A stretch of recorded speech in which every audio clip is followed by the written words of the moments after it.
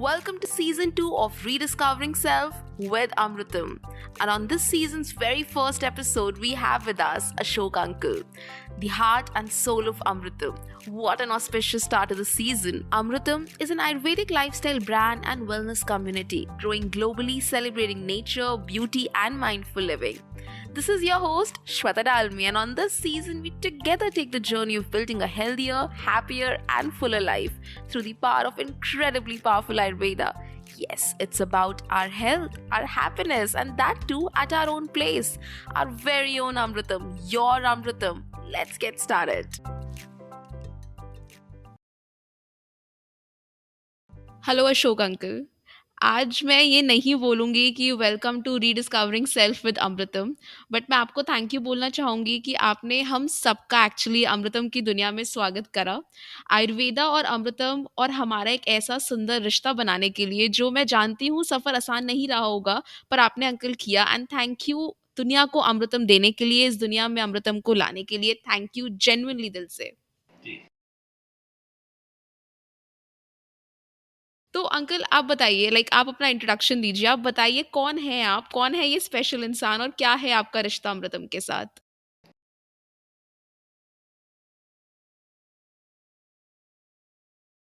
एक वेद मंत्र का एक छोटा सा हिस्सा है, अस्तो माँ सदगमे तमसो माँ ज्योतिर्गमे मृत्युर्माँ अमृतम गमे।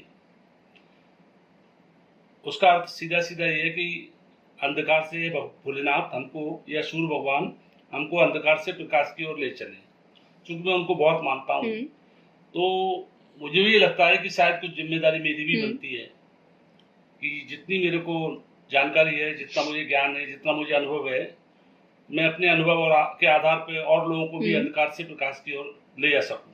ये मेरा बहुत प्रयास है और शुरू से ही चूंकि कल्याण का भाव रहा मन में और जीवन बहुत जीरो से शुरू हुआ है, मतलब जीरो से भी नीचे जीरो से शुरू हुआ है और बहुत जीवन में मैं ये तो नहीं कहूँगा संघर्ष रहा।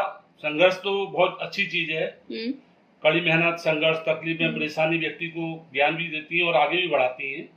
तो वो अनुभव तो मुझे बहुत अच्छा रहा। इसलिए मैं ये रहूँगा, कभी रोता नहीं हूँ कि तकलीफ हुई और परेशानी हुई। ये हुई तो मुझे बहुत कुछ उससे मिला, क्योंकि मुझे में सीखने की बहुत ललक थी और लगभग वो पूरा हिंदुस्तान मेरा बाई रोड घुमा हुआ है।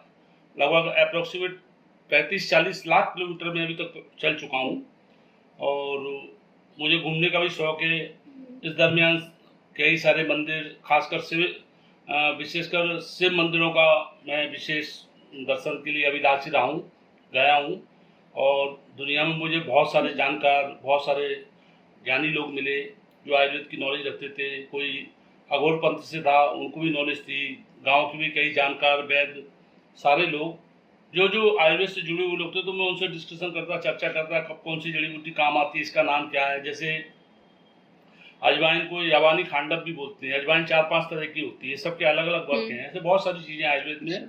आयुर्वेद एक तरीके से विशाल भंडार है। आप इसको मतलब अगर इतना सब होने के बावजूद भी अगर मैं बोलूँ कि 0.1% भी मेरे को नॉलेज है, तो मैं कहूँगा नहीं, अभी वहां नहीं पहुंचा मैं। ये बहुत सहज सरल रूप में बोल रहा हूँ कि इसका तो बहुत विशाल सागर है। बस इतना ही कह सकते हैं कि इसकी लीला का ना पाया कोई पार, की लीला तेरी तू ही जाने। बस आपको जितना समझ में आ जाए और बस ये है क्या, कल्याण का ये चिकित्सा है। अगर आपके अंदर कल्याण का भाव है, भला करने का भाव है, तो ये चिकित्सा बहुत अच्छा काम करती है। इसमें पैसा कमाने वाली बात अगर आप रखेंगे तो आप कितनी अच्छी मेडिसिन बनाइए, वो मेडिसिन उतना अच्छा काम नहीं करेंगी। अगर आपका भाव बहुत अच्छा है और कोई मेडिसिन आप डालना भूल गए या नहीं आपको नॉलेज है, तो वो ऑटोमेटिक काम करेगी। और मूल उद्देश्य यही है कि चूंकि ईश्वर ने जोड़ा है। मैं तो असल में एक नौकरी करता था छोटी सी कंपनी में। वहाँ से बढ़ते मेरे को एक कंपनी की एजेंसी मिली, डिस्ट्रीब्यूटर बना। पूरे मध्य प्रदेश, छत्तीसगढ़, उड़ीसा, राजस्थान, कई जगह का काम किया। और फिर उसकी मर्जी थी तो मैंने 2006 में एक छोटा सा एक कमरे के अंदर शुरुआत की और 2013 में खुद का प्लांट अपनी जगह में, काफ़ी बड़ी जगह में इसको शुरुआत की है। तो वो कराने वाला कोई है, अदृश्य शक्तियां, चाहे इसको ईश्वर माने या माता पिता का आशीर्वाद माने या अपने दोस्तों का सहयोग माने, कुछ न कुछ इस तरह की चीजें जीवन में वो ऊपर वाला बढ़ाता है। कुल मिलाकर भला का उल्टा शब्द लाभ होता है ना, वो चीज है जो मेरी समझ में आया। अंकल मैं यहाँ मतलब ये आपसे ये चीज़ पूछना चाहूँगी यहाँ पर, मतलब ऐसा होता है ना कि जब हमारे जीवन में संघर्ष होता है या फिर जब चीज़ें नहीं हो रही होती जैसे हम चाहते हैं, उस टाइम पे कहीं न कहीं लगता है कि क्या भगवान है भी? आपने बोला कि आपने ज़ीरो से भी नीचे से स्टार्ट किया था। तो मैं जानना चाहूँगी आपसे कि आपके लिए क्या संघर्ष रहा? और जिस टाइम पे आप संघर्ष कर रहे थे, उस टाइम पे अंदर से क्या चीज़ आपको हिम्मत देती थी कि नहीं हो जाएगा, मैं कर लूँगा, ये कुछ बनेगा आगे जाके? हिम्मत केवल एक ही चीज से आती है श्वेता जी, वो है कर्म। आप उसमें निरंतरता बनाए रखिएगा और वो निरंतरता एक दिन आपके जो है दुर्भाग्य को भगा देगी। कहते हैं भाग भागने से आता है। लोग कहना बड़ा आसान है कि लखपति बन गए, करोड़पति बन गए। इसका मैं थोड़ी सी व्याख्या करूंगा, चूंकि क्या मैं राइटर भी हूँ और मेरा अमृतम पत्रिका के नाम से गूगल पे और क्योरा पे लगभग काफ़ी मेरे ब्लॉग पड़े हुए हैं, लगभग 60-70 लाख पाठक भी हैं मेरे। तो मैं व्याख्याएं बहुत ज़्यादा करता हूँ शब्दों की कि लखपति बनने का मतलब है कि आपको 1 लाख प्रयास करना है। आप समझ लीजिएगा, 1 लाख अगर आप प्रयास करेंगे तो भगवान है, और केवल आप सपने देख रहे हैं तो भगवान नहीं है। आप भाग्य के भरोसे, भगवान के भरोसे बैठना व्यर्थ है। आपको कर्म करना पड़ेगा। तो लखपति बनने के लिए 1 लाख प्रयास करना पड़ेंगे, और फिर आपको करोड़पति बनना है तो कर होड़, उसमें 2 शब्द हैं, अलग अलग कर दीजिए, कर होड़। फिर आपको होड़ करना पड़ेगी, कंपटीशन करना पड़ेगा कि मैं इससे अच्छा क्या कर सकता हूँ, मैं इससे अच्छा क्या कर सकता हूँ। कंपटीशन कभी गिराने का नहीं होना चाहिए, कंपटीशन हमेशा हेल्दी होना चाहिए, मेरा अपना मानना है। तो जब आप होड़ करने वाली बात पे आएंगे कि यार ये कुछ प्रोडक्ट में ये कमियां इसमें हैं, जैसे मेरे दिमाग में माल्ट बनाने की जो प्लानिंग आई वो इसी बात को लेकर आई कि जितने भी दुनिया में आयुर्वेद के और एलोपैथिक के सायरा बिक रहे हैं उसमें 70% तक, 60 से 70% तक केवल शक्कर या ग्लूकोज, गुड़ वगैरह जो होता है। तो बहुत सारी, जैसे हमारे आयुर्वेद में रस में, भाषा में बहुत सारी मेडिसिन उसमें डली नहीं पाती थी। तो ये आइडिया मेरे दिमाग में आया और उसके लिए मैंने बहुत प्रयास किया। कम से कम मेरा इतना नुकसान हुआ है, लेकिन मैं हिम्मत नहीं हारा। एक जुनून होना चाहिए, क्योंकि जुनून में ही सब कुछ है। ना जून में गर्मी होती है, ना वो चून में आता जुनून में जो होता है बस वही है। तो जुनून था। 2006 से करते 2014-15 तक मैं इस पोजीशन में आ गया कि मेरे माल्ट की जो शिकायतें, उसमें क्या होता था, माल्ट फूलते थे क्योंकि पहली बार प्रयोग किया। तो उसमें आंवले का मुरब्बा, हरड़ का मुरब्बा जो विशेष रूप से बहुत लाभकारी है। आंवला तो आप जानते हैं एंटीऑक्सीडेंट है। एंटीऑक्सीडेंट का लोग बहुत कम अर्थ समझते हैं कि शरीर की सूक्ष्म नाड़ियों को भी, मरी हुई नाड़ियों को भी वो मरम्मत करके जिंदा कर देता है। एंटीऑक्सीडेंट का मूल अर्थ यही है। हमारे चरक संहिता, सुश्रुत संहिता, महाप्रकाश निघंटु, इस तरह के कई ग्रंथों में अलग अलग उल्लेख हैं। तो आंवला मुरब्बा, हरड़ मुरब्बा और मुरब्बे से माल्ट बनाना एक अपने आप में टिपिकल काम था। ज्यादातर कंपनियां क्या सारप से माल्ट बनाती हैं, तो हमने मुरब्बे, गुलकंद, गाजर का मुरब्बा, पपीते का मुरब्बा, इन चीजों से हमने माल्ट बनाया है। जैसे हमारा एक नारी सुंदर माल्ट है, तो आज वो पीसीओडी में बहुत अच्छा काम कर रहा है। क्योंकि जरूरत क्या है, जब तक आप जरूरत की चीजें नहीं देंगे, आपको प्यास लग रही हो, मैं दूध लेकर आऊं या मठा लेकर आऊं, तो आपकी प्यास नहीं बुझेगी। वही मैंने सब प्रयास किया। तो बहुत ज्यादा, एक तो हिम्मत मदद दे खुदा, ये आपने सुना होगा। वैसे ये बहुत महामंत्र है दुनिया का। आप हिम्मत मत हारिए, तब वो मदद करेगा, तब वो बताएगा कि हाँ मैं हूँ। तब तक फिर आप उससे दूर है। फिर आपको लगा भाग भी बेकार है, भगवान तो होता ही नहीं है। ये सब नास्तिक बातें ये लोग करते हैं क्योंकि हमारे प्रयासों में कमी है। अब करोड़ के बाद आता है अरबपति। एक बार जब आप करोड़पति बन जाएंगे तो ऑटोमेटिक आपके मन में आएगा कि यार इसमें मेरा जितनी मेहनत थी, मेरा जितना योगदान था, जितना संघर्ष कष्ट जो भी मैंने उठाया, इसमें ऊपर वाले का भी योगदान है 50%। तो अपन फिर 24 घंटे करेंगे आरब आरब आरब आरब आरब, मतलब आप समझ रहे ना। तो जब उसको याद करेंगे तो फिर वो आपके जिंदगी में ऐसे लोग जुड़ते चले जाएंगे कि जो आपको अरबपति बनाने में मदद करेंगे।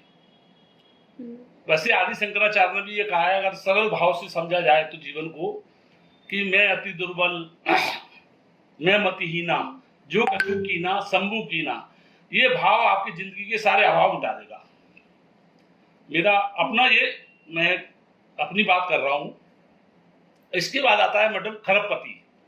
तो खरबपति का मतलब है कि जब आपके पास इतना पैसा सब कुछ हो गया तो फिर आपको ये सोचना चाहिए कि खारब खारब जितना भी कल्याण का काम कर सकते हैं, स्कूल खोलना, गरीब बच्चों की पढ़ाई, स्वास्थ्य को लेकर, मतलब जितना भी आप कर सकते हैं। और जब ये इतना करेंगे तो आप संपत्ति बन जाएंगे, क्योंकि आपके प्रसिद्धि का संग दुनिया में बजने लगेगा। तो मेरी अपनी व्याख्या है। तो बड़ा मजा आया जीवन में, मैंने बड़े आनंद किए हैं। मैं इसको कभी, ये रोना है एक तरीके का, क्योंकि ज्यादातर लोग क्या है, सफलता को तो छुपा जाते हैं और दुख का रोना रोते हैं। दुख आना चाहिए, दुख बहुत अच्छी चीज है, कष्ट आना चाहिए, बहुत अच्छी बात है। संघर्ष में भी संग धन हर्ष 2 शब्दों से बनता है कि जिसके साथ हर्ष माने खुशी है, या जिसको खुशी देना चाहता है उसके ही जीवन में संघर्ष आएगा। जिसको ऊपर वाला खुशी देना नहीं चाहता ना, उसके जीवन में संघर्ष नहीं आएगा। मेरा ना सोच है। तो इन शब्दों को चिंतन मंथन करते हुए अपने काम में लगा रहता हूँ, और मुझे काम करने में बड़ा मजा आता है। और मेरा लगभग 3 घंटे 4 घंटे में लगभग मेरी नींद पूरी हो जाती है, क्योंकि मैंने कहीं कोट पढ़ा था काफी टाइम पहले कि दुनिया के जितने भी सफल लोग हैं, बड़े लोग हैं या राष्ट्राध्यक्ष हैं, वो 3-4 घंटे सो के अपनी नींद पूरी कर लेते हैं। तो निरंतर मैं लगभग 18 घंटे तो नहीं कहूँगा, लेकिन हाँ 16-17 घंटे में, क्योंकि मैं 1-2 घंटे अपने दोस्त यारों में भी बहुत ज़्यादा, क्योंकि उनसे ऊर्जा मिलती है। और यार बहुत बड़ा हथियार होते हैं जीवन में, डिप्रेशन मिटाने वाला बहुत अच्छी दवा है। तो मेरे यारों का भी बड़ा साथ रहता हूँ। तो लगभग 16-17 घंटे का मेरा दिन भर का अपना शेड्यूल है, और बिल्कुल मतलब एकाग्रता से। ऐसा नहीं कि फिर उस काम के पीछे लगूंगा तो फिर मैं 2 घंटे 3 घंटे किसी से बात नहीं करूंगा, कोई मिलने भी आएगा तो वो 1 घंटे बैठो। तो बढ़िया चल रहा है। अब रात को जब तक नींद नहीं आती है तब तक काम करते हैं। ये मैंने नींद नहीं आ रही है इसका बहाना या नींद की गोली खाना, ये सब बहानेबाजी की बात है। नींद तब तक नहीं आती है तब तक मैं कुछ ना कुछ काम करता ही रहता हूँ, खासकर लेखन कार्य, ब्लॉग लिखना करना, कुछ ना कुछ। जैसे मेरे को लगता है कि अब नींद आने लगी तो गया और बिस्तर पे 1 मिनट में मुझे नींद आती है। नींद लेने के पहले जरूर मैं थोड़ा सा शरीर को ढीला छोड़ देता हूँ और गहरी गहरी श्वास नाभि तक ले जाकर धीरे धीरे छोड़ता हूँ, तो 5 मिनट के अंदर मुझे नींद आती है। सुबह करेक्ट 5 बजे 5:15 बजे मेरी नींद खुल जाती है। सुबह उठकर सीधे सादा जल, गर्म पानी कभी नहीं पीना चाहिए। हमारे आयुर्वेद के अनुसार ज्यादातर लोगों को भ्रमित किया जा रहा है कि गर्म पानी पीना चाहिए। सुबह बिल्कुल सादा पानी, मटके का हो, बस फ्रिज का ना हो, या किसी पात्र का हो, बर्तन का हो, वो पानी आप पिए। पानी पीकर आपको जो चाय पीना है, चाय पी के जो नित्य क्रम है कर के अपनी सुबह लगभग 6 बजे, पौने 6 बजे तक मैं मॉर्निंग वॉक के लिए निकल जाता हूँ। फिर हम लोग हैं, हमारे करीब 30-40 मित्र हैं, सब बढ़िया मस्त, उनके साथ खूब मस्ती बातचीत करते कराते। तो हमारी एक जगह स्थान निश्चित है, वहाँ हम सब लोग पहुँच जाते हैं लगभग 7:30 तक। फिर सभी लोग बैडमिंटन खेलते हैं लगभग आधा घंटा पौन घंटा, जिसकी जितनी कैपेसिटी है। तो 8:30 बजे वहाँ से चलते हैं तो 8:45 बजे तक। और सुबह साइकिल से जाना हो रहता है मेरा, मैं मतलब 2 व्हीलर या 4 व्हीलर का उपयोग नहीं करता हूँ। लगभग मेरा आना जाना तो टोटल सुबह मेरी साइकिलिंग लगभग 6-7 किलोमीटर एवरेज हो जाती है। बाकी थोड़ा बहुत एक्सरसाइज। मैं घर आया, घर पे जो है अभियंग आप समझते होंगे, अभियंग किया मतलब मालिश करना बहुत जरूरी है शरीर के लिए। हाँ। बिना नहाए हमारे परिवार में, हमारे घर में कोई भी, शुरू से हमारे माता पिता ने ये शिक्षा हमको दी थी कि बिना नहाए जीवन में कुछ मत खाना, कभी तुमको कोई बीमारी नहीं होगी। और ईश्वर की कृपा से हमारे कभी कोई दवाई की जरूरत नहीं पड़ती है। हम लोग बिना नहाए कुछ नहीं खाते हैं। अन्न, बिस्कुट, चाय, मतलब चाय ले लेंगे, दूध ले लेंगे, मठा ले लेंगे, लेकिन अन्न का दाना, बिस्कुट वगैरह, रोटी पराठे, ये स्नान करने के बाद आधा घंटे उस परमपिता परमात्मा को भी देते हैं। जिस रूप में भी दीपक जला दिया, ध्यान कर लिया, सफाई कर ली, फूल लगा लिए, जो करना है 20 मिनट 15 मिनट जितना टाइम मिलता है, जैसा समय होता है। और उसके बाद अपना जो थोड़ा बहुत नाश्ता वास्ता करना है। वैसे हालांकि मेरी नाश्ता करने की आदत नहीं है, क्योंकि मेरे को 11-11:30 बज जाते हैं तो मैं खाना खाता हूँ, तो 2 ही टाइम खाता हूँ। बीच में मैं बार बार मुंह को जूठा नहीं करता हूँ, क्योंकि भविष्य पुराण में एक चीज लिखी हुई है कि बार बार खाने वाले आदमी का सूर्य जो ग्रह होता है वो पीड़ित होता है, और सूर्य से प्रसिद्धि मिलती है, सूर्य से ही आत्मबल बढ़ता है, सूर्य से ही सब कुछ अपन को मिल जाए। कहा भी गया है ना कि सूर्य आत्मा जगत स्तुष्या सूर्याद वही खलिमिमानी भूतानी जानते सूर्याद ज्ञा प्रजनोन आत्मा नमस्तादित, बहुत लंबा वो है। तो सूर्य को प्रसन्न करने के लिए मैं बीच में बिल्कुल कुछ भी, चाय जरूर दिन भर में 4-5 बार चलती है, लेकिन अन्न नहीं खाता हूँ। बस 11 और 12 के बीच में। शाम को लौट के आया तो 8 और 8:30 के बीच में खाया, थोड़ा बहुत 10-15-20 मिनट घूमे, लास्ट में सोते में 2 गिलास पानी पिया और फिर अपने काम में लग गए। नींद आई तो सो गए, नहीं आई तो काम करते रहे। ये छोटा सा मैं इसलिए और बता रहा हूँ कि ये लोग थोड़ा सा ध्यान दें कि जो लोग बिना नहाए खाते हैं श्वेता जी, उनकी जठराग्नि मतलब काफी डिस्टर्ब हो जाती है, मेटाबॉलिज्म बहुत कमजोर हो जाता है, लीवर बहुत कमजोर हो जाता है। इसलिए स्नान करने के बाद ही जठराग्नि में गर्माहट आती है और उनको कभी पित्त दोष नहीं होगा। बीमारी की मैक्सिमम वजह जो है हमारे आयुर्वेद के हिसाब से वो पित्त दोष की ही कारण ही सबको हो रहा है। जो महिलाओं को पीसीओडी, स्वयं रोग, या लड़कों को जो आजकल स्पर्म वगैरह की प्रॉब्लम और बहुत सारी प्रॉब्लम, अपना थायराइड है, थायराइड को हिंदी में बोलते हैं ग्रंथि शोथ। ग्रंथियों में सूजन आ जाती है तो उसमें क्या है, ब्लड का सर्कुलेशन बहाव नहीं हो पाता है। बस स्वस्थ रहने का इतना सा। अभी इसमें लगभग मैं 60 के आसपास हूँ और पर डे एवरेज मेरा 10-12 किलोमीटर पैदल चलना, साइकिल चलाना, दिन भर काम करना मुझे अभी लगता ही नहीं। मुझे लगता है कि अभी मैं लगभग 30 और 32 के आसपास हूँ, क्योंकि वो रूटीन मेरा जब बना हुआ है ना, आदत बनी हुई है। आलस मुझे ज़्यादा कभी आता नहीं है। गुस्सा पहले बहुत आता था, क्योंकि अब बच्चों ने काफ़ी संभाल लिया तो मैं काफ़ी स्टेबलिश हो गया हूँ, तो अब गुस्सा भी मैंने जो है, क्योंकि क्रोध आदमी के बोध का नष्ट कर देता है, सोचने की शक्ति खत्म कर देता है, तो वो भी मेरा ना के बराबर है, कहीं कोई दिक्कत नहीं है। और बढ़िया सा पूरा है मेरा जितना परिवार है, अंतम परिवार मानता हूँ। मेरे यहाँ कोई कर्मचारी नहीं है, जो भी मेरे आज जितने लोगों की भी टीम है, छोटा सा ही परिवार है, लेकिन वो परिवार की तरह है। उनका हर चीज़ से अपन ध्यान रखते हैं। तीज त्योहारों पे भी जैसा भी है, मतलब वो भी ये मानते हैं कि हम भाई साहब के अपने घर में हैं। वो आधी रात को भी कभी किसी काम, जैसे शिवरात्रि का हमारा उत्सव होता है तो पूरी टीम पूरी रात रही रहती है, क्योंकि रात भर का काम मंदिर में रुद्राभिषेक पूजा पाठ वगैरह होता है। एक पिता की इच्छा थी, एक कोई पुराना मंदिर था, वो हमारा नहीं था, उसकी छत टूटी हुई थी तो पिताजी कहा करते थे, तो उसका मैंने जीर्णोद्धार करा दिया था। वो मंदिर आज शिव कल्याणेश्वर के नाम से धीरे धीरे काफ़ी प्रसिद्धि पा रहा है और लोगों को उससे काफ़ी, क्योंकि नाम ही उसका मैंने इसलिए रखा कि कल्याण करने की भावना मेरी भी है तो तेरी भी होना चाहिए, तो इसलिए उसका नाम मैंने शिव कल्याणेश्वर रख दिया। तो आपने सबसे पहला क्या बनाया था, लाइक माल्ट सबसे पहले बनाया था आपने? श्वेता जी, मैंने सबसे पहले बनाया था मैंने गाइनो की माल्ट महिलाओं के लिए बनाया था। और दूसरा बनाया था हमने अमृतम गोल्ड माल्ट, चूंकि हमारा ब्रांड नेम था, तो 2 प्रोडक्ट मैंने शुरुआत में बनाए थे। और तीसरा फिर मैंने बनाया एक ऑर्थो की माल्ट, जो अपना आर्थराइटिस वगैरह में काम करता है, बात विकार वगैरह में काम करता है। और तीनों के बहुत दमदार रिजल्ट आए, बहुत अच्छी। ऑफलाइन में जब मैं काम करता था तो बहुत जबरदस्त सेल आई। तो इतना सब देखने के बाद, चूंकि बच्चों के भी बहुत सारे मित्रों ने कहा, उनके मदर फादर को दिया है, कभी किसी को दिया, तो बच्चों को, चूंकि बच्चे इस लाइन के आदमी, दोनों बच्चे इस लाइन के नहीं है, लेकिन वो प्रशंसा सुन को लगा कि इस ब्रांड को तो, अमृतम को तो हम पूरे इंटरनेशनल लेवल पे ले जा सकते हैं। और आज ईश्वर की कृपा से 48 कंट्रियों में हमारी सप्लाई है और काफी लोग पसंद कर रहे हैं। तो वो केवल अमृतम प्रोडक्ट के रिजल्ट के कारण अमृतम से जुड़े, नहीं तो दोनों की लाइन अलग अलग थी और दमदारी से दोनों काम भी कर रहे हैं और काफी अच्छा सेटअप है। तो बनाने में काफी बार, चूंकि माल्ट क्या है, फूलते थे, तो बहुत बार बार प्रयास करते करते वो कुल मिलाकर ऊपर वाले को मेरा प्रयास रास आ गया। बोले ठीक है, इसको बहुत परेशान कर लिए, बोले चलो एक सूत्र दे दो, तो एक फार्मूला सेट हो गया। अब वो बढ़िया है, कहीं कोई दिक्कत नहीं और अच्छे रिजल्ट भी आते हैं।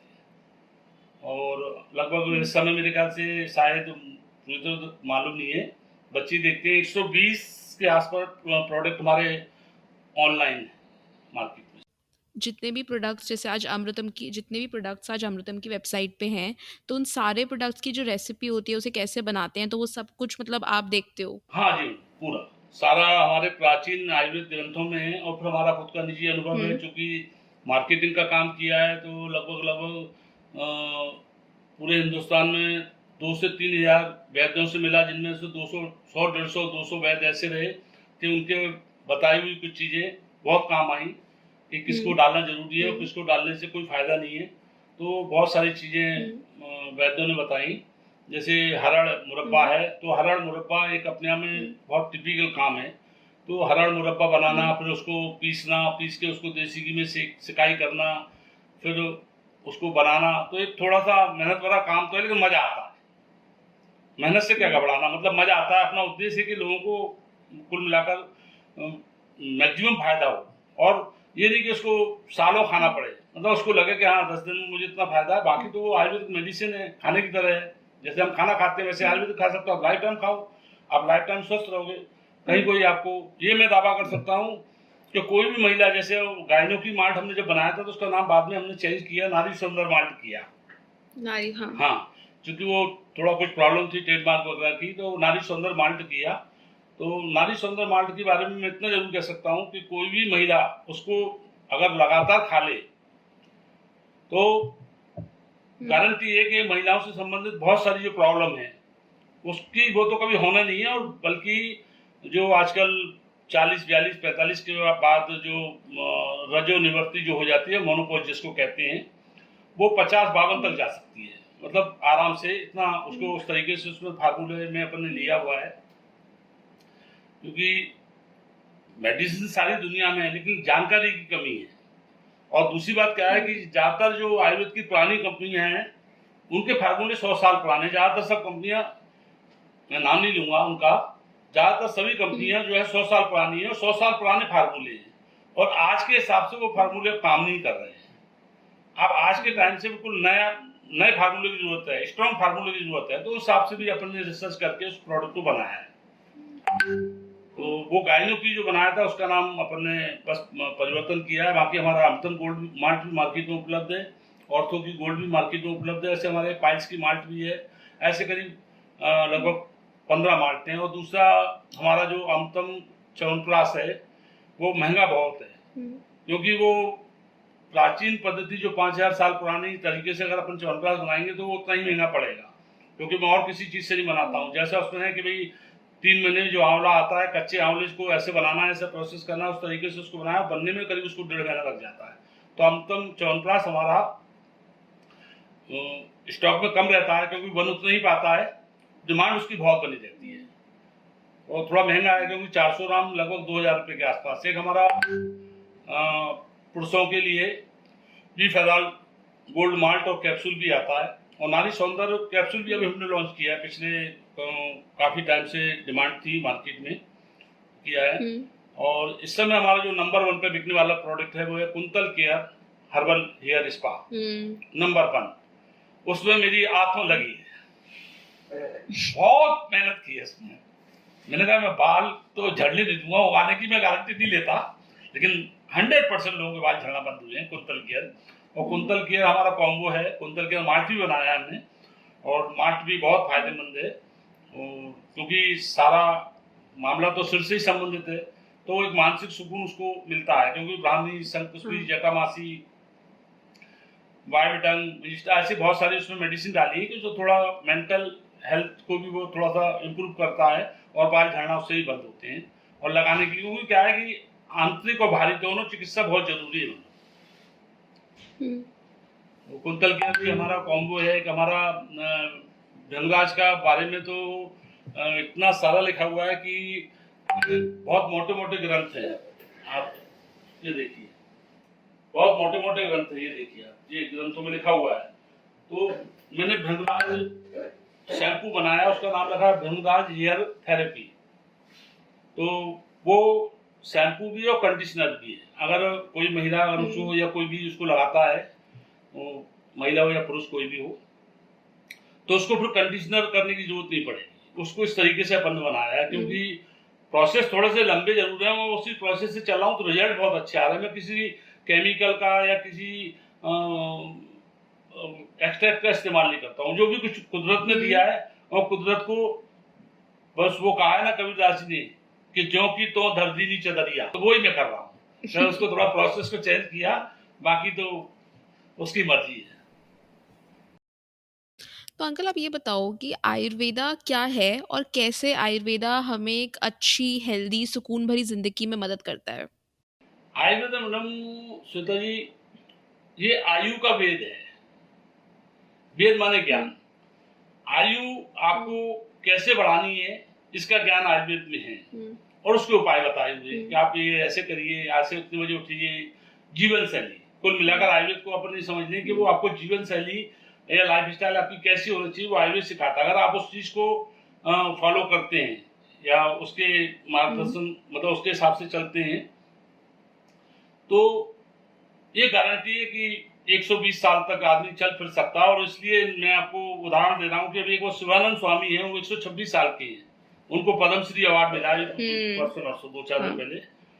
और वो 4-5 भाषाओं का उनको ज्ञान किया है, उनको इंग्लिश भी बहुत अच्छी आती है और इंग्लिश भी उन्होंने 100 साल की उम्र के बाद सीखी। तो वो भी एक चीज बताने की, चूंकि क्या है उनको कोई ग्रंथ पढ़ना था तो अंग्रेजी उनको आती नहीं थी, तो वो उन्होंने अंग्रेजी सीखी। एक टीचर को बुला के और उससे पूरा समझा और वो पूरा ग्रंथ कोई था तो उसमें कोई कटाक्ष था किसी विदेशी या गलत लिखा था तो उस पर उन्होंने पूरा किसी से कह के बोलते गए फिर उसको लिखवाया।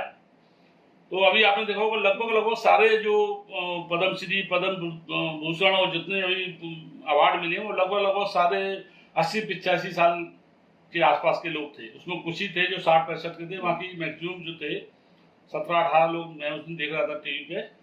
तो आयुर्वेद आपको जीने का तरीका सिखाता है कि जीना कैसे है, जिंदगी का आनंद कैसे लिया जाए। जीवन का जो आनंद है वो हम लोग आ रहे हैं, आके बस कुछ नहीं, आए खाए सो गए, हो गई जिंदगी, चले गए।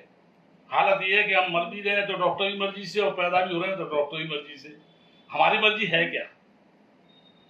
तो आयुर्वेद बहुत चीज सिखाता है कि आप बहुत बढ़िया रह सकते हैं, बिल्कुल हेल्दी रह सकते हैं, स्वस्थ रह सकते हैं, बस आपको ये फॉलो करना है। इतनी सी बात। आज जो भी बड़े बुजुर्ग हैं उनके पास अनुभवों का अमूल संग्रह है। हाँ। अनुभवों का तो संग्रह है, पढ़े लिखे नहीं है, मैं ये मानता हूँ, लेकिन एक तो है बस, कुछ तो है, तो ठीक है। और अंकल ये बात बहुत सच है, ये बात सच में सच है। लाइक अगर मैं खुद का एक्सपीरियंस ही बताऊं तो लाइक मेरे साथ जैसा जो होता है मेरे पापा को पता होता है कि ऐसा होने वाला है। हम जाके बोलते हैं पापा आपने कहा था देखो एग्जैक्टली यही हुआ, तो कहते हैं मुझे पता था ना, मैंने कहा था यही है और देख यही हुआ। तो मतलब हम अब सिचुएशन मेरे साथ तो ऐसी हो गई है कि मतलब जो वो कहते हैं ना मैं वही करती हूँ, मुझे पता है कि जो वो कहेंगे वही होना है। तो मुझे लगता है आप ही बता दो क्या करना है। बच्चे आत्मा का अंश होते हैं। आप ये मान लीजिए कि परमात्मा को मैं कभी कभी मानता हूँ कि शायद सेकंड नंबर पे रख दें और माता पिता को पहले नंबर पे रख दें, क्योंकि ये तो जीते जागते हैं। हम सूर्य और चंद्रमा की तो पूजा करते थे जो साक्षात हैं और दुनिया में हमारे फिर रहे हैं। अरे कुछ नहीं है, सूर्य को जाके 5 मिनट के लिए आप ईश्वर मुद्रा में प्रणाम कर दो तो उसका आशीर्वाद मिलने लगेगा, आपकी आत्मबल बढ़ने लगेगा, आपका डिप्रेशन दूर हो जाएगा। क्या है ये डिप्रेशन, ये वो दुनिया के इलाज चल रहे हैं, कुछ नहीं होने वाला। तो खुद को कर बुलंद इतना, हर तकदीर से पहले खुदा बंदे से पूछे बता तेरी रजा क्या है, वो चीज है। अंकल मैं आपसे जानना चाहूंगी कि आयुर्वेदा के कुछ जिंदगी जीने के तरीके बताइए जो हमारे लिसनर्स आज से ही या इसी टाइम से अपनी जिंदगी में अपनाना स्टार्ट कर सकते हैं। एक तरीका तो देखिए क्या है, सुबह जल्दी उठने का अभ्यास कीजिए। एक 15 दिन आपको तकलीफ होगी, लेकिन फिर वो ऐसा रूटीन बनेगा कि बिल्कुल करेक्ट टाइम पे आपकी आंखें खुलेंगी। सुबह थोड़ा घूमना चालू करिएगा। तो क्या है, सुबह की हवा सबसे बड़ी दवा है। दूसरा, वायु को आप उल्टा लिखिए। वायु को उल्टा लिखेंगे तो होता है युवा। तो सुबह की जो वायु है वो आदमी को युवा बनाती है। ये बुढ़ापा, झुर्रियां, ये निशान, वो निशान, दुनिया के ये सब ताम झाम दुनिया। अब हमारे कुमकुमारी तेल की भारी डिमांड है, तो मैं लोगों को कहता हूँ ये तो लगाओ, लेकिन साथ में कुछ और भी प्रयोग करो। तेल तो अपनी जगह काम करेगा ही, नहीं बोले अगर हमको तो उसी से आराम मिल जाए, लेकिन ये एक टाइम बाद ये भी फिर इसका आराम मिलना बंद हो जाएगा। भाई वो जितना भारी रूप से ठीक कर सकता है, लेकिन आप उसको अपने शरीर से भी तो कुछ करिए कोशिश। तो पहली चीज तो सुबह थोड़ा सा उठना पड़ेगा। दूसरा, सादा पानी कम से कम जितना आप पी सकते हैं। वैसे तो यह है कि सुबह 1 लीटर पानी पीना चाहिए, नहीं तो कम से कम आधा लीटर पानी तो पीना ही चाहिए। पानी सादा हो, बिल्कुल गर्म गुनगुना बिल्कुल ना हो। उसके बाद फ्रेश होने के बाद 1 आध गिलास दूध लीजिए और दूध लेने के बाद अपने घूमने फिरने के बाद जो भी आपको, और शरीर में मालिश जरूर करिएगा। मालिश से क्या है कि ये अपनी जो सुप्त नाड़ियां वो जागृत होने लगती हैं। जो कड़क नाड़ियां, जो कड़कपन आने लगता है ना, जिसकी वजह से अपने शरीर में दर्द रहना, थकान रहना, आलस रहना, तो कुछ नहीं है, 5 मिनट लगता है नहाने के पहले। बस शरीर में लीजिए और पूरा उल्टी मालिश करके और बस धूप में खड़े हो जाइए, पूरा एक एक रोम रोम खुल जाएगा आपका। और 10 मिनट बाद नहा लीजिए, 10 मिनट लगते हैं। वो थोड़ा सा आपको कुल मिलाकर ये मान लीजिए आलस और लापरवाही छोड़ना है, आयुर्वेद कहता है। सीधा सा सार ये है। और नहाने के बाद आप जो भी आपको खाना है, भोजन करना है, नाश्ता करना है, सुबह नाश्ते में मीठा दही जरूर लेना चाहिए, भले 25 ग्राम, 50 ग्राम, 100 ग्राम हो। और नमकीन दही अगर आपको लेना है तो जितना दही है उसका 5 गुना पानी मिला के लीजिए, नमकीन दही मत लीजिए। और रात को दही और अरहर की दाल कभी ना लें, क्योंकि अरहर की दाल क्या है कि पचने में बहुत टाइम लगाती है। और एक आयुर्वेद का नियम है कि जो चीज पकने में जितना टाइम लगाएगी, पचने में उससे 3 गुना टाइम लगेगी। तो पच नहीं पाती तो क्या है, वो पेट में गैस बनाती है, एसिडिटी बनाती है, अम्ल पित्त वगैरह जिसको कहते हैं, और वो कॉन्स्टिपेशन भी करती है। और अरहर की दाल हमेशा बहुत ज्यादा पतली खाएं। जो कहते हैं, पहले टाइम में कहते थे बनियों की दाल, तो वो हमारे यहाँ लॉजिक यही है कि पतली दाल इसलिए खाई जाती है वो जल्दी पच जाए, क्योंकि पानी है। तो जितना पतली वो आप खा सकते हैं खाइए। मेरे ख्याल से बहुत ज्यादा और ऐसी कोई खास बातें नहीं है जो मेरा रूटीन में मैं बता रहा हूँ। बाकी तो आयुर्वेद के सारे तो फिर वो व्यक्ति बहुत भ्रमित हो जाएगा।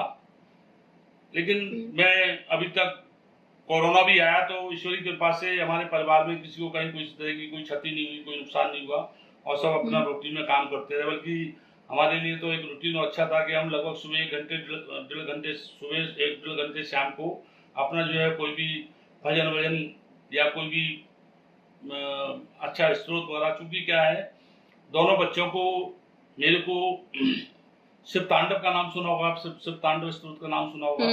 हाँ, तो ऐसे बच्चों को शिव तांडव स्त्रोत, जैसे शिव महिमन, शिव तांडव, रुद्राष्टकम, ऐसे लगभग 50-60 स्त्रोत उनको याद है, और इनको बचपन से ही सिखा दिए थे।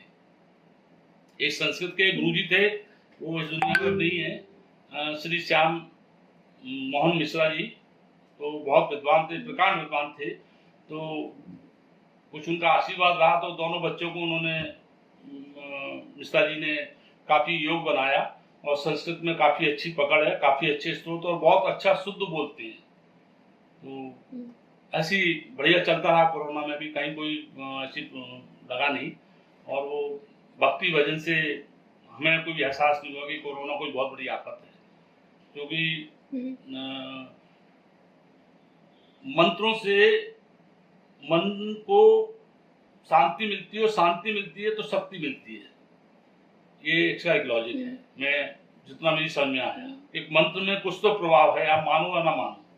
अब वो लोग गंगा को भी नहीं मानते, लेकिन गंगा तो बह ही रही है ना। आज भी गंगा के जल में कीड़े नहीं पड़ते हैं, तो मान्यता है तो है।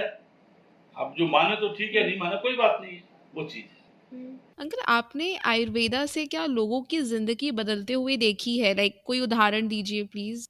मतलब मेरी लाइफ में बहुत सारे लोग हैं, एक नहीं, क्योंकि मैं क्या चलते फिरते ट्रीटमेंट बहुत लोगों को देता रहता हूँ।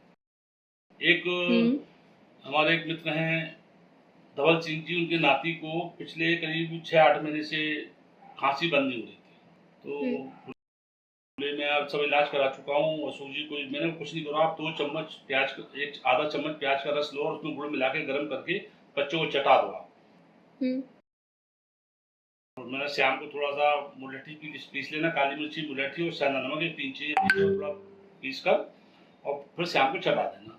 आप आश्चर्यचकित रहेंगे मैडम कि दूसरे दिन उस बच्चे को खांसी नहीं हुई आज तक। करीब वो, ये बता रहा हूँ, 1-1.5 साल पुरानी। तो मैं तो बहुत ज्यादा चलते फिरते ट्रीटमेंट करता हूँ, और लोग विश्वास भी करते हैं।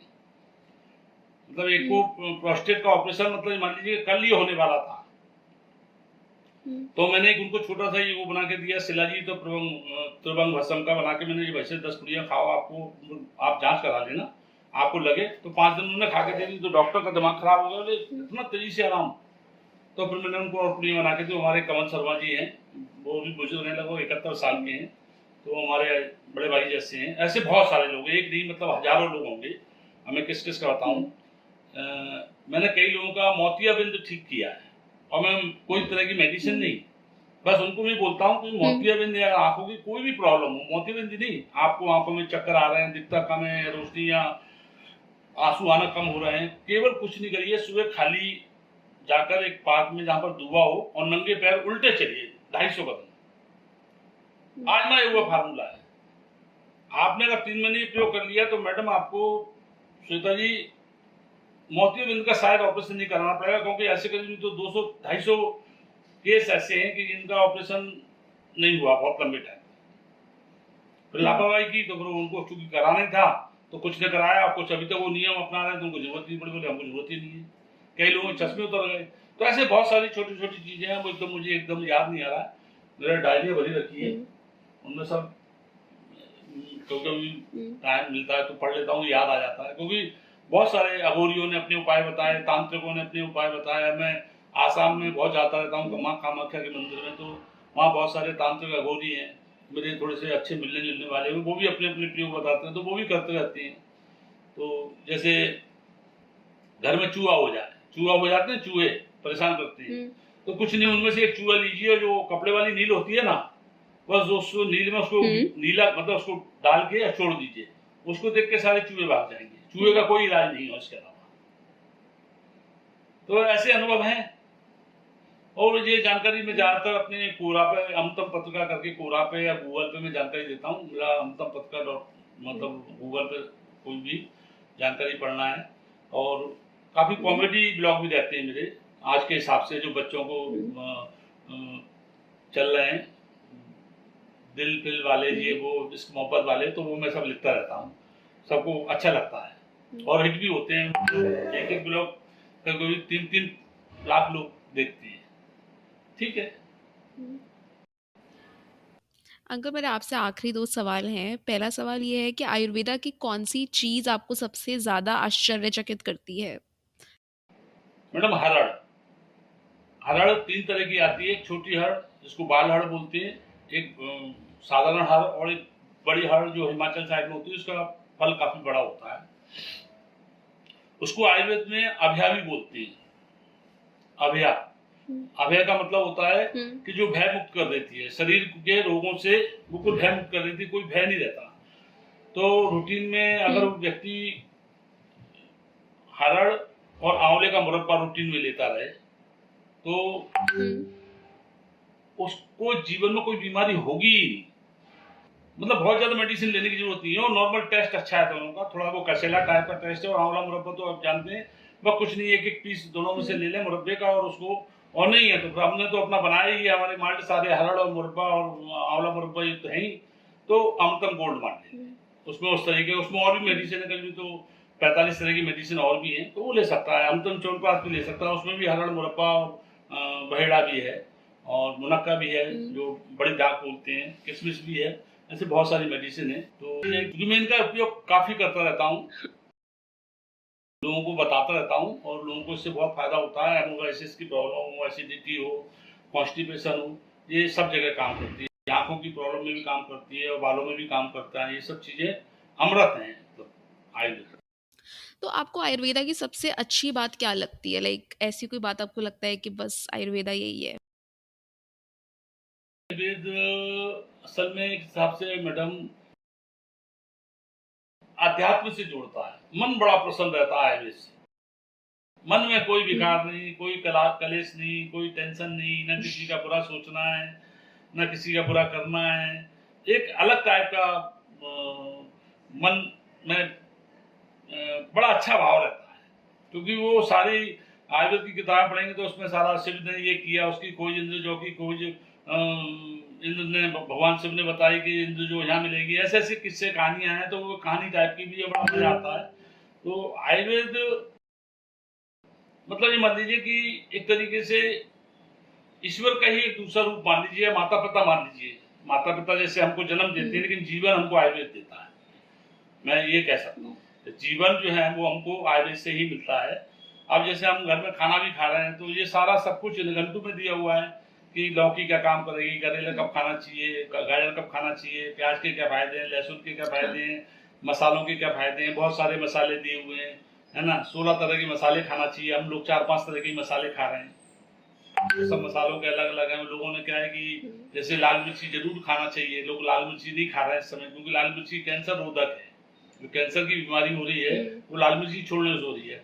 सेंधा नमक की मात्रा लिमिट होना चाहिए। सादा नमक, समुद्री नमक सारा खाना चाहिए, क्योंकि रक्त को शुद्ध वही करता है। जो स्किन डिसीज की जो प्रॉब्लम हो रही है वो क्या है, सादा नमक लोगों ने बिल्कुल छोड़ दिया। सेंधा नमक क्या है, सूक्ष्म नाड़ियों में जाके काम करता है, इसलिए व्रत के टाइम भी खाते थे उसको। अपनी जो नाड़ियां हैं व्रत के टाइम पे शिथिल हो जाती थी, तो उनको रिचार्ज करने के लिए सेंधा नमक खाते थे। तो कुछ लोगों ने क्या किया कि सेंधा नमक टोटली छोड़ रखा है, सॉरी सादा नमक, क्यों सेंधा नमक पे जिंदा है। सादा नमक, हाँ, तो सादा नमक जरूरी है। मतलब ये मान लीजिए कि दिन भर में अगर 10 ग्राम सादा नमक तो 2 ग्राम आप सेंधा नमक खा सकते हैं, लेकिन लोगों ने इसको उल्टा कर दिया है। सेंधा नमक खाना है 10 ग्राम और सादा नमक 2 ग्राम खाना है। उसको क्या है कि वो गूगल पे बहुत सारी जानकारियां गलत डाल दी है। अब वो हो सकता है कि ग्रंथों में ऐसा नहीं लिखा है, अब उसके पीछे क्या सोच है, या तो उन्होंने पढ़ा नहीं है, या मन ग्रंथ, या कोई षड्यंत्र भी हो सकता है। क्योंकि आजकल जो कॉमर्शियल पैथी कहता हूँ एलोपैथी को, तो उसमें काफी मामला बिगड़ चुका है। बहुत ज्यादा पैसे की भूख है। और शायद आपने कुछ टाइम पहले पढ़ा था, मैंने कहीं पढ़ा था, शायद भास्कर में आया था कि बीमारियों के कारण दुनिया में लगभग 18 से 20% लोग गरीबी रेखा के नीचे आ गए हैं, क्योंकि वो इलाज में सब कुछ बर्बाद हो गया उनका। आज कैंसर का पेशेंट है 50 लाख रुपए लग जाते हैं, हेपेटाइटिस बी का पेशेंट है 15-20 लाख रुपए लग जाते हैं। छोटी छोटी बीमारी में 2-4-10 लाख रुपए। अभी कोरोना में एक आदमी के 25-25, 40-40 लाख रुपए। वो कौन सा इंजेक्शन था, वो इंजेक्शन ही 500-600 का इंजेक्शन, लेकिन वो 5-5 हजार में बिका। तो अच्छा, दूसरी बात क्या है आयुर्वेद में कि हमारे यहाँ जैसे मान लीजिए कि त्रिफला है, तो त्रिफला में जो लाखों साल पहले जो फार्मूला खोजा गया था अचार चरखने या जो भी है, तो उसमें कोई परिवर्तन नहीं है। एलोपैथिक में बोले नहीं, इसके साइड इफेक्ट, इसको बंद करो। हमारे यहाँ कोई मेडिसिन आज तक बंद नहीं हुई। जो बनी हुई पहले हमारे आयुर्वेदाचार, हमारे जो ऋषि मुनि महात्मा छोड़ गए, वो एज इट इज है। वो आज भी वही काम कर रही है जैसा लिखा हुआ है। उसको चेंज करने की या बंद करने की जरूरत पड़ेगी। एलोपैथी में हर रोज बंद करना पड़ता है कि ये इसको ये आज बंद कर दो, अब ये नया वर्जन आ गया, वो चीज है। तो आयुर्वेद में बहुत सारी अच्छाइयां हैं, और बस अनुपान का जरूर थोड़ा सा ध्यान रखिएगा। जैसे हल्दी है, तो हल्दी पूरे महीने में मैक्सिमम आप ले सकते हैं तो 10 ग्राम, 8 से 10 ग्राम पूरे महीने। लोग एक दिन में 10 ग्राम खा रहे हैं। एक चम्मच भरी उन्होंने दूध में मिलाई, बोले हम तो, हल्दी क्या है, कफ को सुखाती है। इसलिए कुछ अनजान लोगों की वजह से या जानकारी के अभाव में आयुर्वेद बदनाम हो रहा है। अनुपान का हमारे यहाँ बहुत ज्यादा महत्व है। जैसे एक मेडिसिन हमारे आती है शुद्ध जयपाल, मैं जायफल मसाले की बात नहीं कर रहा, शुद्ध जयपाल की बात कर रहा हूँ। तो शुद्ध जयपाल क्या है कि अगर उसको ठंडे पानी के साथ लेंगे तो वो दस्त लगा देती है, लेकिन उसको अगर गर्म पानी के साथ लेंगे तो वो दस्त बंद कर देती है। तो ऐसे आयुर्वेद में बहुत सारे मेडिसिन, इच्छा वेदी बटी भी इस तरह की ही मेडिसिन है। तो जादू है वो तो आयुर्वेद। तो मैं तो उसी से कमा भी रहा हूँ और उसकी पूजा भी करता हूँ, तो मेरे लिए तो ईश्वर का ही रूप है। अंकल मेरा आपसे आखिरी सवाल ये है कि आप ये बताओ कि आपको कैसा लगता है आज जब आप देखते हैं कि स्तुति और अग्निम ने किस तरीके से अपनी मेहनत से अमृतम को एक नई जिंदगी दी है। कुछ ऐसा करा जिससे आपकी मेहनत, आपका सपना आज हर घर तक पहुंच रहा है, आयुर्वेदा से लोग जुड़ पा रहे हैं एक बड़े स्केल पे। आप कुछ कहना चाहेंगे उनसे? देखिए मैडम, मैंने बच्चों को,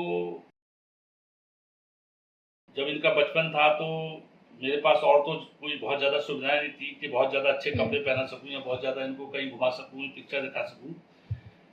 तो बचपन से मैंने इनके अंदर सपने जरूर डाले।